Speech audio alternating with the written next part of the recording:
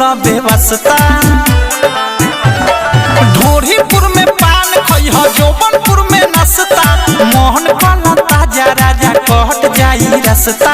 आवा हमारा लंदन जाता रह तू तो लंदन, आवा हमारा लंदन जाता रह तू तो लंदन।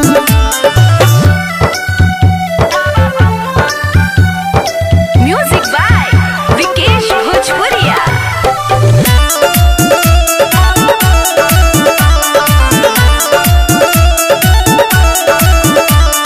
चोली बाजार में बोली ना बोली हो, लहंगा नगर बा पीछे में गलिया गली में मलिया सा पास बनोट घींचे में।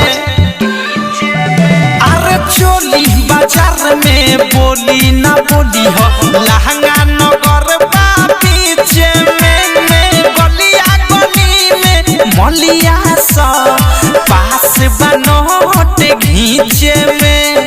झूलापुर रसगुल्ला खइह, सायापुर सब पापड़ी, महलपुर में मिश्री मिली सोट के खइह लाबड़ी। लालीपुर में घूमे सब छौरी खाली लाबड़ी, जाए के बेरी खालो हो जवानी के मुर्गा बड़ी।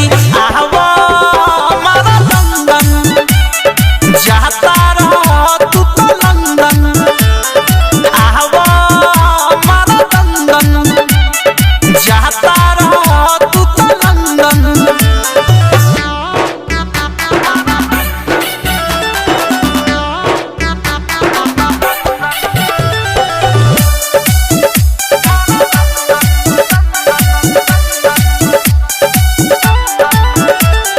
सारी नगर में या गाड़ी ना जइह, कमर नगर ना तो छूट जाई।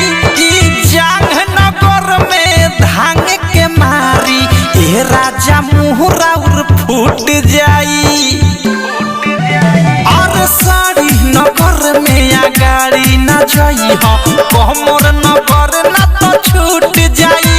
ई जांग नगर में धांग के मारी ए राजा मुहरा उर फूट जाई। पेट नगर में लेट न करिह, लोगों वहाँ के ढीठ बा, आगापुर से पाछा अइब चौके एगो पीठ बा। राइतो ठारू अवधेश फरियाद जदी चीत बा, चुमा लेके देखई मिठाइयों से मीठ बा। आवा